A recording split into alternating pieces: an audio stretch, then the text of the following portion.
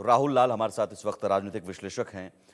राहुल जी, एक आर्थिक सुधार के जनक के तौर पर हम उन्हें याद करें, वित्त मंत्री के तौर पर जो उनका कार्यकाल रहा, प्रधानमंत्री के तौर पर उनका कार्यकाल रहा, एक राजनीतिज्ञ के तौर पर हम उन्हें याद करें, अर्थशास्त्री के तौर पर याद करें, लेकिन सब में एक बात कॉमन है, सादगी और एक सहजता, एक सरलता और खामोशी से अपना काम करना। बिल्कुल सुमित जी, आप सही कह रहे हैं। हमें याद है कि जब 2004 में ही उन्होंने शपथ ग्रहण किया था और अब दिसंबर 2004 में देश में सुनामी की देश का बड़ा हिस्सा सुनामी के चपेट में आया था दक्षिण भारत में। और वहां पे जब प्रधानमंत्री गए थे तो उन्होंने जब पीड़ितों को देखा था तो बिल्कुल जो है कि वो, हम लोग भी उसमें कवर करने के लिए गए हुए थे और वो बिल्कुल रोते हुए जो है कि पीड़ितों से मिल रहे थे। और उन्होंने, जो हम लोग कहते हैं कि भारत के लिए गर्व की भावना की भारतीय अर्थव्यवस्था एक मजबूती के स्तर पे है, वो एक बड़ी त्रासदी थी दिसंबर 2004 में, सुनामी की त्रासदी। और उन्होंने स्पष्ट कर दिया था कि वो तमाम दुनिया के देशों ने भारत को आर्थिक सहयोग की पेशकश की थी कि भारत एक भयानक संकट की स्थिति पे है, प्राकृतिक आपदा की स्थिति में है। उन्होंने उस अंतर्राष्ट्रीय जगत को शुक्रिया कहा और उन्होंने कहा कि आप लोगों ने भारत को कुछ देने के लिए सोचा, इसके लिए शुक्रिया। प्रधानमंत्री, लेकिन इस बीच राहुल जी मैं आता हूं, प्रधानमंत्री नरेंद्र मोदी निकल चुके हैं।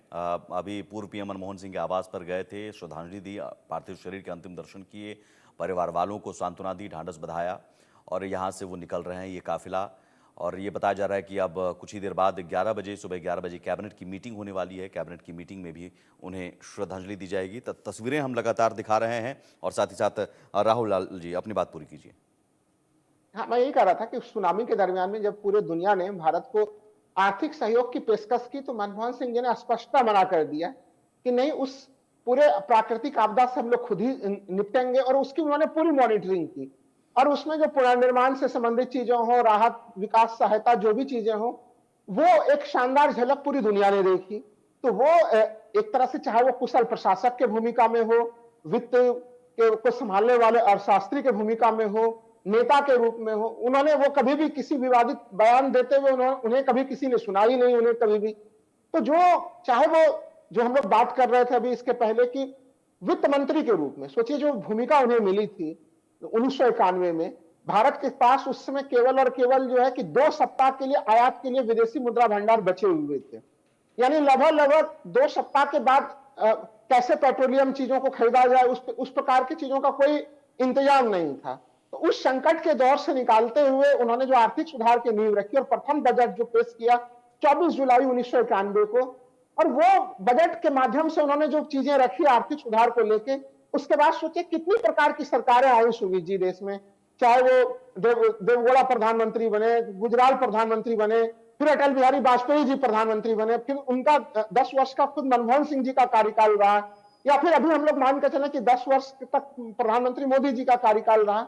लेकिन जो आर्थिक सुधारों का वो जो पूरा नींव है, वो 1991 से जो शुरू हुई, कोई भी सरकार आई उसे बंद नहीं किया। तो उसी रास्ते पे हर सरकारें चलते हुए आज तक नजर आ ही रही हैं। एक तो ये उनकी जो सबसे बड़ी उपलब्धि की चीज रही। दूसरी चीज की, जब उनके 10 वर्षों के प्रधानमंत्री के पूरे कार्यकाल को अगर हम लोग देखते हैं तो जैसा कि अभी हम लोग चर्चा कर रहे थे कि प्रशासन के भीतर, सरकार के भीतर एक पारदर्शिता की स्थिति बने, उसके लिए हम राइट टू इंफॉर्मेशन, जिसका कि बहुत ज्यादा लोग उस समय समर्थन नहीं कर रहे थे। नहीं चाहते हैं लोग कि सरकार की एक एक चीज जो है कि वो बाहर खुलकर सामने में आए, लेकिन उसके साथ वो मजबूती से खड़े हुए रहे।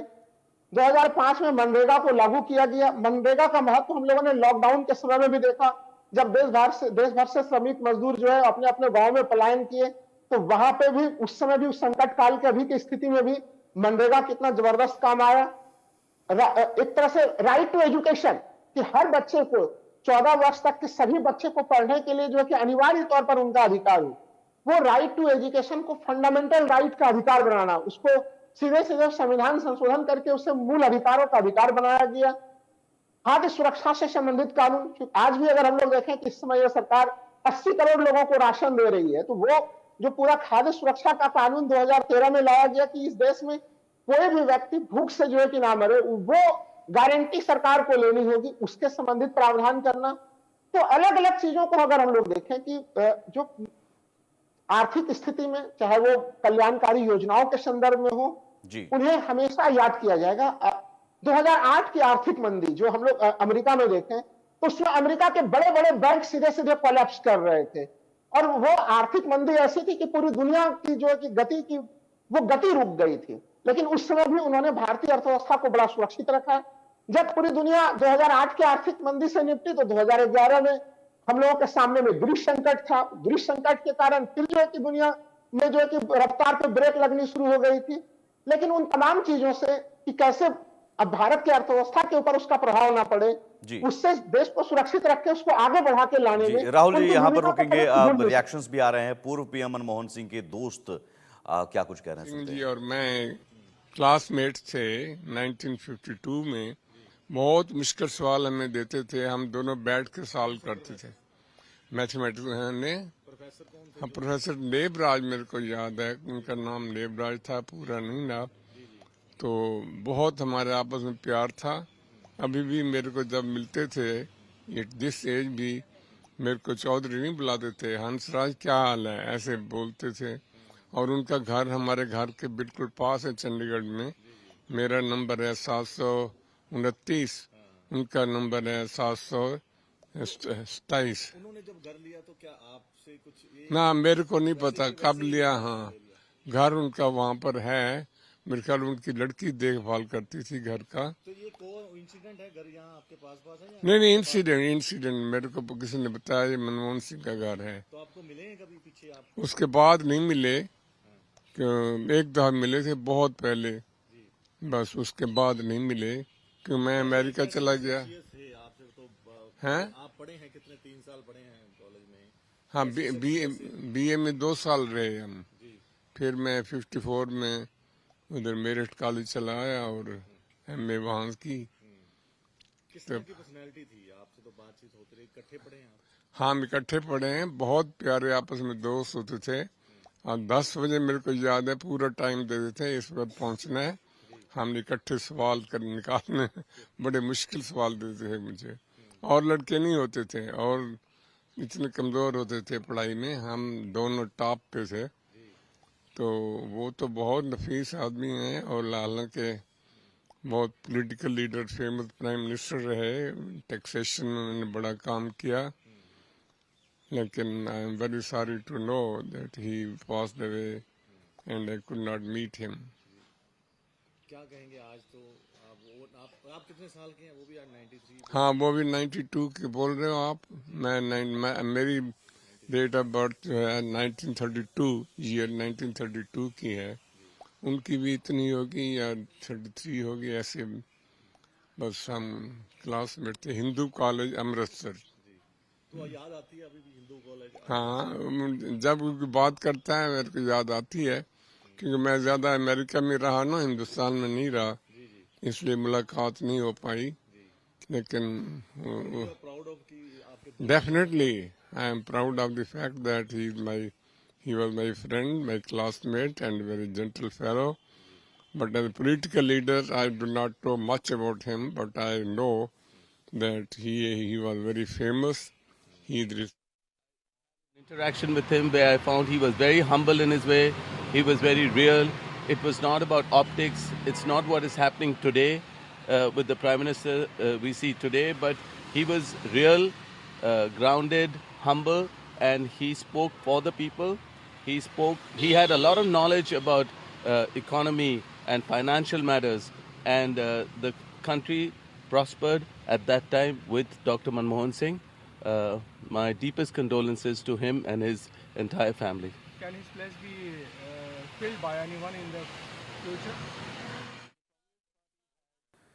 तो रॉबर्ट वाड्रा और उससे पहले एसआर चौधरी जो उनके बैचमेट थे, क्लासमेट थे, सोचिए कि स्कूल फ्रेंड, और उन यादों को एक बार फिर से खंगालने की कोशिश कि जब हम स्कूल में थे तो पढ़ाई कैसे करते थे, एक साथ नोट्स कैसे बनाते थे। यकीनन जब अपना दोस्त चला जाता है तो एक दुख, और वो दुख एक अलग होता है, एक भाव अलग होता है।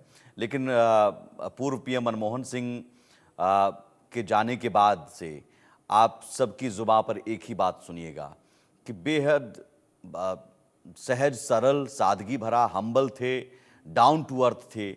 ये उनका नेचर अलग बनाता है। राहुल लाल जी, जब मौजूदा राजनीति में हम देखते हैं आरोप प्रत्यारोप, जुबानी जंग और कई बार मर्यादा को पार करती हुई ये जंग है, उस राजनीतिक दौर में, और वो भी गठबंधन की राजनीतिक दौर में बड़ी मुश्किल होती है। नॉन पॉलिटिकल होने के बावजूद मुझे लगता है कि उनसे बेहतर राजनीतिज्ञ नहीं हो सकता जिन्होंने 10 साल तक ऐसी सरकार, खिचड़ी की सरकार चलाई और उस खिचड़ी सरकार में भी कई बड़े और कड़े फैसले ले लिए। जी की एक तो पहले आज का जो वातावरण हम लोग देख रहे हैं, उनकी बड़ा निजी टिप्पणियां, आरोप प्रत्यारोप, वो राजनीति का जो ये चरित्र है, उस चरित्र के बीच में हमारे आज के पीढ़ी के जो अभी के जो हमारे नेता हैं, उन लोगों को प्रेरणा लेनी चाहिए मनमोहन सिंह जी से कि वो केवल काम करने में विश्वास करते रहे। और जो सबसे बड़ी चीज आपने की गठबंधन सरकार के अंतर्गत काम करना, वो गठबंधन सरकार में चुनौतियां कितनी ज्यादा होती हैं। और ये चीज हम लोगों ने देखी जब 2008 का 1-2-3 अमेरिका के साथ वो असैन्य नागरिक परमाणु समझौता वो कर रहे थे। 2004 में हम लोगों को याद है कि कम्युनिस्ट पार्टियों के जो अलग अलग धड़े हैं, 64 सांसद उनके लोकसभा में थे उस समय सुमित जी, और उस सरकार को, गठबंधन सरकार को कम्युनिस्ट पार्टियों का सीधा समर्थन था। और मनमोहन सिंह जी जो है कि अमेरिका के साथ समझौता करना चाहते थे, 1-2-3 एग्रीमेंट, और कम्युनिस्ट पार्टियों की तरफ से सीधा। छोटे उद्यमियों, व्यापारियों, किसानों और बेरोजगारों के लिए एक नई आशा की राह दिखाई। आज करोड़ों लोग भोजन कर पा रहे हैं तो राइट टू फूड की वजह से जो मनमोहन सिंह जी प्रधानमंत्री के रूप में लाए, जो आज नरेगा, जिसे मनरेगा, जिसने कोरोना में हिंदुस्तान के करोड़ों लोगों की जीवन बचाया, मनमोहन सिंह की देन थी। बोलते कम थे लेकिन करते ज्यादा थे। वो भारत माँ के ऐसे सपूत थे जिसे सदियों तक जिसकी ऋणी रहेगी, भारत को एक आर्थिक शक्ति बनाने में वही तो जन्मदाता थे। अच्छे वर्ष रहे। ये जरूर है कि आखिरी 2-3 साल में क्योंकि कांग्रेस पार्टी, हमारी सरकार कई तरीके की राजनीति में फंस गई, तो कई बार मैंने उनको दुखी और हताश देखा कि क्यों हम लोग काम नहीं कर पा रहे हैं। और उनका हमेशा ये कहना था विपक्ष से भी कि आप अपना काम करो, आप अपनी राजनीति करो, जिसके लिए हम चुनकर आए हैं वो काम तो हमें करने दो। पर शायद क्योंकि वो ओल्ड स्टाइल पॉलिटिशियन थे, नई तरीके की राजनीति शायद तो उनको उतनी पसंद नहीं थी। वो एक समय निकल गया, but I think all of us will remember him, हमेशा याद। ये सरकार की पहली बात हो, यूपीए 1 की बात हो, यूपीए 2 की बात हो, तमाम उपलब्धियां जो है मनमोहन सिंह सरकार में हुई, चाहे मनरेगा की बात हो, आरटीआई की बात हो, ये तमाम बड़े फैसले।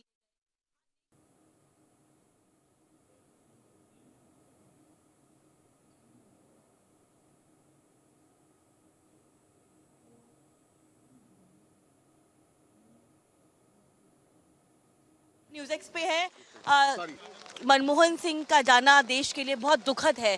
किस तरह से आप उनको याद कर रहे हैं और क्या कहना चाहेंगे?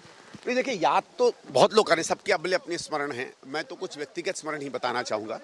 जब ये 72-73 में जब ये इकोनॉमिक एडवाइजरी का काम किया करते थे, मेरे पिताजी सरकार में थे, IAS अधिकारी थे, कॉमर्स मिनिस्ट्री में थे, तो उस समय जो इंटरनेशनल ट्रेड एग्रीमेंट्स होते थे उसमें ये लोग कई बार साथ गए विदेश। तो मुझे तो 73-74 से मैं सुनता था भी एक डॉक्टर मनमोहन सिंह हैं, बहुत अच्छे इकोनॉमिस्ट हैं, देश के लिए बहुत काम करते हैं। बचपन में तो यही सब यादें होती हैं, कोई ज़्यादा डिटेल तो किसी को पता नहीं होता है। तो हम तो उनके स्मरण से, उनकी स्मृति से पले बड़े हुए। फिर बहुत अच्छा लगा, वो RBI गवर्नर बने, वो इंदिरा जी के इकोनॉमिक एडवाइज़र रहे, उसके बाद देश के वित्त मंत्री बने। तो एक अंदर में खुशी थी कि भाई एक व्यक्ति के जिसको हम जानते हैं वो देश का वित्त मंत्री बना है। उसके बाद खैर उन्होंने अपना नाम पैदा किया, फिर प्रधानमंत्री बने, अमेरिका से बड़े डिजर्विंग प्रधानमंत्री बने। वो 10 साल हम लोगों के लिए तो लगा कि नीति के हिसाब से बहुत अच्छे वर्ष रहे। ये जरूर है कि आखिरी 2-3 साल में क्योंकि कांग्रेस पार्टी, हमारी सरकार कई तरीके की राजनीति में फंस गई, तो कई बार मैंने उनको दुखी और हताश देखा कि क्यों हम लोग काम नहीं कर पा रहे हैं। और उनका हमेशा ये कहना था विपक्ष से भी कि आप अपना काम करो, आप अपनी राजनीति करो, जिसके लिए हम चुनकर आए हैं वो काम तो हमें करने दो। पर शायद क्योंकि वो ओल्ड स्टाइल पॉलिटिशियन थे, नई तरीके की राजनीति शायद तो उनको उतनी पसंद नहीं थी। वो एक समय निकल गया, but I think all of us will remember him, हमेशा याद यूपीए सरकार की पहली बात हो, यूपीए 1 की बात हो, यूपीए 2 की बात हो, तमाम उपलब्धियां जो हैं मनमोहन सिंह सरकार में हुई, चाहे मनरेगा की बात हो, आरटीआई की बात हो, ये तमाम बड़े फैसले लिए गए। आज देश उनको उन फैसलों से याद कर रहा है। कांग्रेस पार्टी की तमाम जो नेता है, उनके मन में क्या भावनाएं हैं, अंतिम क्या बात है? मेरे ख्याल से लॉस का तो सब में है। देखो, इट्स ऑल्सो ग्लोरियस लाइफ। तो 92 में ग्लोरियस लाइफ, ये एक लाइफ है जो उसको सेलिब्रेट भी करना चाहिए। ठीक है, उनका जाने आए हमको दुख भी है, एक वॉइड जाता है, but I think he led a glorious life and we should celebrate his life. ये तो मेरा मन है कि उसका उसके बारे में बात करनी चाहिए और उससे एक इंस्पिरेशन लेनी चाहिए। अंतिम संस्कार को लेकर क्या कुछ कार्यक्रम रहेगा? क्या कांग्रेस दफ्तर में उनके पार्थिव शरीर को ले जाया जाएगा? उसके बाद का कार्यक्रम क्या रहेगा? देखिए, वो तो शायद होगा। अभी तो इनकी बेटी विदेश में है, यूएस में कहीं हैं, वो आ रही हैं, शाम तक आएंगी, उसके बाद ही परिवार तय करेगा। ऑब्वियसली आई थिंक सरकारी ही क्रिमेशन होगा विथ फुल मिलिट्री ऑनर्स। आज ये अंदर अभी इसलिए नहीं जा पा रहे क्योंकि बरसात के कारण इंतजाम नहीं हो पाया है। वो जब होगा तब उस पब्लिक के दर्शन के लिए जगह को खोलेंगे, लेकिन मुझे लगता है अंतिम संस्कार तो कल ही होगा। बातचीत करें। देखिए, संदीप दीक्षित थे जिन्होंने जानकारी दी है कि जो अंतिम संस्कार है मनमोहन सिंह का वो कल किया जाएगा। हालांकि कांग्रेस मुख्यालय में तमाम जो इंतजाम है, आर्थिक जो अंतिम विदाई के लिए जो इंतजाम किए जाते हैं, मिलने जुलने के लिए इंतजाम किए जाते हैं, उसकी प्रक्रिया जो है वो शुरू हो गई, क्योंकि पहले से मौसम के बारे में जानकारी नहीं थी, इसीलिए इस कार्यक्रम को थोड़ा डिले किया गया है। लेकिन मनमोहन सिंह जो कि अब हमारे बीच में नहीं रहे हैं, उनके पार्थिव शरीर को कांग्रेस दफ्तर ले जाया जाएगा सिमरन, और वहां पे तमाम जो पार्टी के नेता है, कार्यकर्ता है, बड़े दिग्गज है, वहां पहुंचेंगे और अंतिम विदाई जो है वो वहां से उनको दी जाएगी।